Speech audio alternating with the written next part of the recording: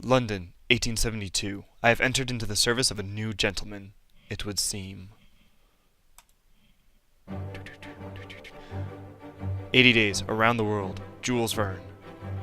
It would seem he is a gambling man. Can we get this done? Phileas Fogg seems to think so. Sorry if my throat's a little off today. I've been kind of sick. We all know what the answer to that is. Tea.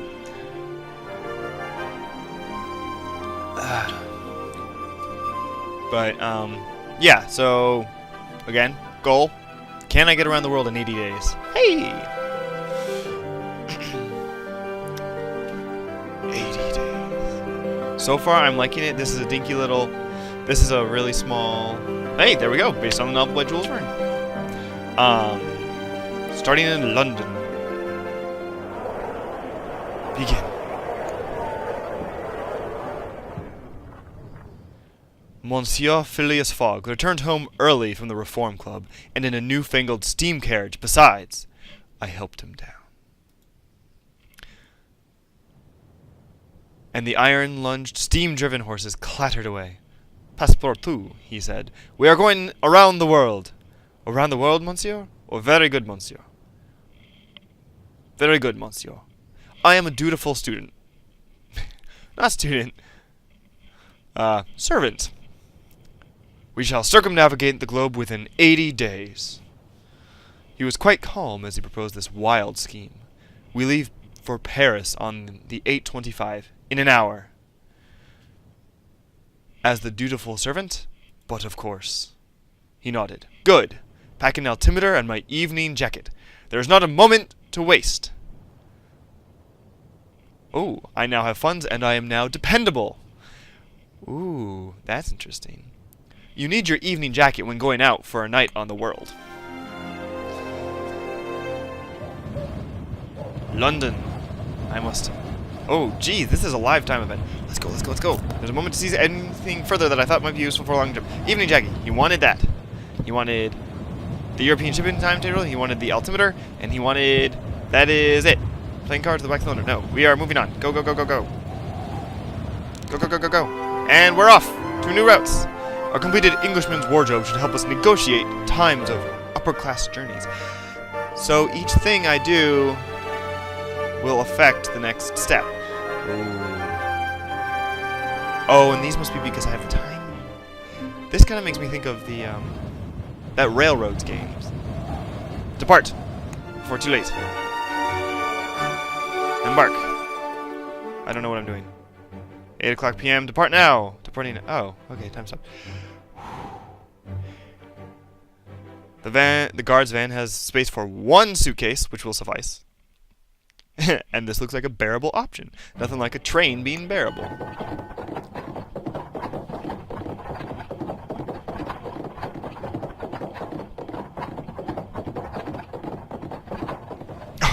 The mechanical horses. They're actually mechanical horses. That is amazing.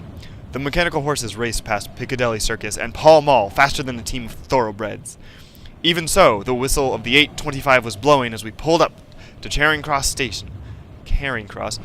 I am not from England. I will not pronounce these things. We have no tickets, I exclaimed. Or we raced along the concourse.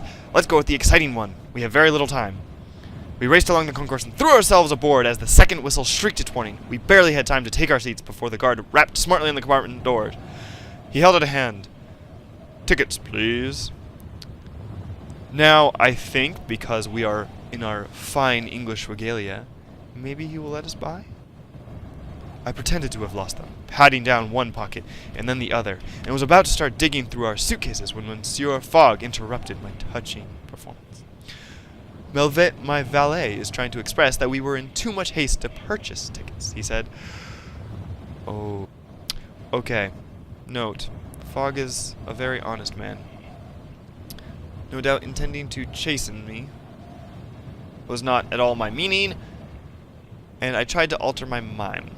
I will alter my mime, because that's not awkward at all. And I tried to alter my mime to fit his interpretation. I had mixed success, but I did locate two 5-pound notes. under one of the seat cushions when I began using it for a shield. You may purchase them from me, the guard was saying, though it is more expensive, I'm afraid. 85 pounds, please. Ooh. You know, I've already been chastised once. I'll hand over the 85 pound. I handed over the 85p and smiled a thin smile. From one working man to another. The guard gave me our tickets and slid the compartment door shut behind him with a pneumatic hiss. Your funds have gone down somewhat. Yes, indeed they have. I am on fine form, but we must make haste. Yes. Well, I shall converse. Begin conversation. I am at your service, Monsieur Fogg. Passport 2. Begin conversation. Journey. Because he doesn't care about money. Oh, actually, he's a gambling man. But tell me, Monsieur, what is the purpose of our journey? I have made a hefty wager, and I do not intend to lose. As makes sense. One does not make a wager one intends to lose. This journey will be most expensive, Monsieur. Indeed, but we can earn a little from buying and selling our possessions as we travel.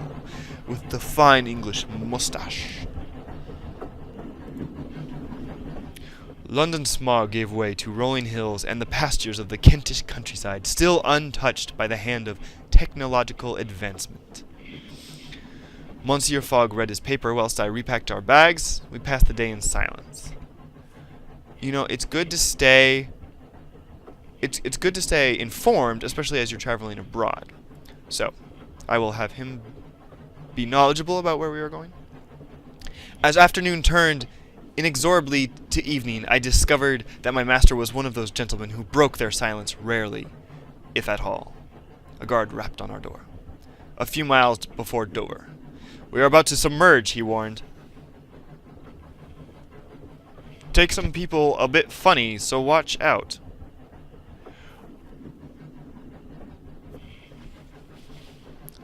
What do you mean submerge? This is the London to Paris Amphitrite Express, he explained, as though to a particularly dumb-witted child. The submersible train. Talk of all the London papers.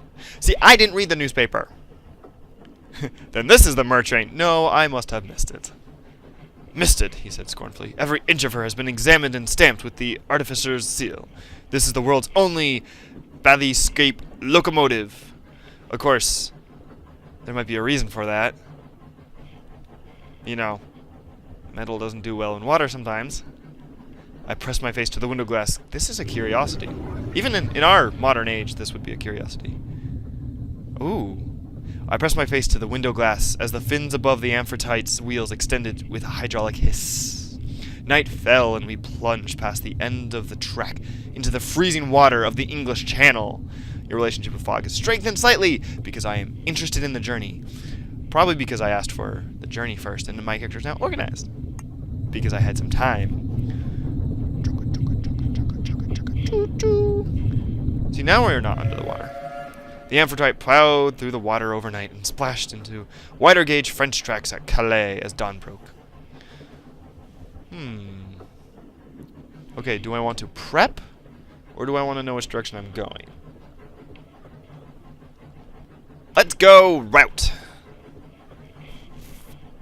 I am as yet undecided, my master admitted. The new canal has sped up the shipping route from Suez to Bombay, though perhaps we could take the Trans-Siberian Railway across Russia. Ooh. So this is definitely going to deviate from the book a lot. I mean, I read the book like a long time ago, so I don't really remember it. Russia is cold. We're going north. Then we would do well to buy hats and linen trousers, he replied. There are other alternatives. We may also travel overland and across the Black and Caspian seas. But which is fastest? We're trying to get around quick. I believe, he said, that is what we shall put to the test. Parbleu, I scarcely knew what to think. We waved at Paris, Gare du Nord. My French is not good. Just after 1 o'clock. Automaton porters lifted our luggage and then our persons onto the platform with long, delicate, filigreed iron arms. Paris, city of my heart. I was home, but not to stay. New routes discovered. Suez, which we're not taking.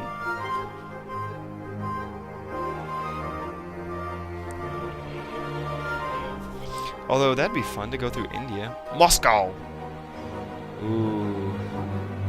The frozen tundra north. The nation that spans 11 time zones and only has population in 1. The Amphitrite Express. Ooh, market, bank, and explore. Oh, I gotta get going. Okay, some of our possessions can be sold here. Let's go to the market. Let's sell some possessions. Let's sell... Oh, this is things I can buy. Chateau de something wine. Am I a valet? Part of the gentleman. Part of the Englishman. Part of the Englishman. Part of the Englishman. Okay, that's good enough. I spent some money. We gotta go, gotta go, gotta go. What do I do now? Explore? Ah! Okay, so that makes sense. We have a few hours to spare. I asked Monsieur Fogg if I might enjoy my city before we had to leave. Indeed. And should you learn anything of note, be sure to relay it. I nodded and headed into town. The talk of the streets was of only one thing. An enormous, elegant oval stadium constructed upon the green fields of Champ de Mars and containing the technological marvels, art, amusement parks, and milling crowds of the World's Fair of 1872. I need to find things out. I ventured inside the grand, illuminated pavilions of the exposition. I went west towards the airship hangar. Past a booth with a husband and wife pair selling panoramic hot air balloon rides to eager tourists. Okay, so I could either go for the hot air balloon, which who knows where those go. They are at the mercy of the winds, which generally blow west to east. Which would help, but airships. I'm interested in the airships. The hangar was crowded with airships and flying vehicles of all shapes and sizes, attended by sharp-eyed crews from all over the world, and my eye was immediately caught by... Ooh. The African-made metal, the gilded Egyptian, the four-prop Savarkar, I don't know, the gas-powered Ottoman, and the twin-bladed gyrocopter. Okay, I do not need luxury. I do see a little health bar down in the corner over here. That could come in badly for me later, but I think I want to go for speed, and I'm assuming the 4 props is the fastest, so let's do that. Assuming, of course, we can buy these things. Who knows? They use the power of the sun, you know. No fuel at all? A little for takeoff and for emergencies. They have rainy seasons in India, and they don't want their whole fleet grounded. That makes sense. If you don't have sun, and you're solar powered. Automatics, Atmatics, there we go. Such as this sail the skies of British India near the Delhi home of their inventor, Amulia Savarkar. Perhaps one day soon, Monsieur Fogg and I would find ourselves flying in such a craft. What do we call that, everyone? We call that foreshadowing. I returned to the exposition center, my thoughts turning with clouds and engine rotors. Avenues sprawled in every direction between the inviting illuminated pavilions of the exposition. We gotta go. Gotta go. I decided to take my leave, and I returned to Monsieur Fogg, who was eating a meal of plain boiled beef Did you enjoy the exposition? My master inquired diffidently. I will just nod. I don't know what those other ones mean. And I nodded. Nothing else could possibly impress me now, which is true. We are unspeakably lucky to live in such an age of invention. Also true. Will we travel by airship, I suppose? That way I can communicate to him that we should do that. Because that would be fun. I think it highly likely, he replied. They are expensive, but extremely fast. I dreamed that night of mechanical wonders and automatons with beautifully enameled faces, knowing little of the strange inventions and stranger people I would soon encounter in my journey around the world. The clock is ticking, Passepartout. We must decide our next steps quickly. Okay, we gotta go. We gotta plan. We are not sleeping.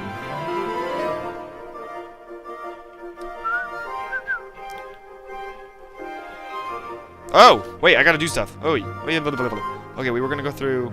Oh, nice. Wait, we were going to go through Russia, right? Off to Amsterdam arrives tomorrow. $75. The private car departs for Amsterdam tomorrow before 5. Ooh, zoom. Ah. So pretty. Ooh, actually, yeah, I want to go across the northbound trail. I will go to Munich on Friday. As the sun rises in Paris, we took a hotel for the night. We will be comfortable here, Monsieur Fogg remarked, but traveling overnight will often be more efficient. So we must board the longest journeys available, or where possible. It's more tactical thinking to say for the longest journeys available, because if you can travel on the train during the night, good. Perhaps, he replied, the short answer indicating, I think, that one-day journeys may often be more flexible in their timing and could allow for more connections. Still, the surrounds of the Hotel Ritz were most enjoyable. Because who doesn't like the Hotel Ritz? I don't know. I've never stayed there. But, so I am going to leave this one here.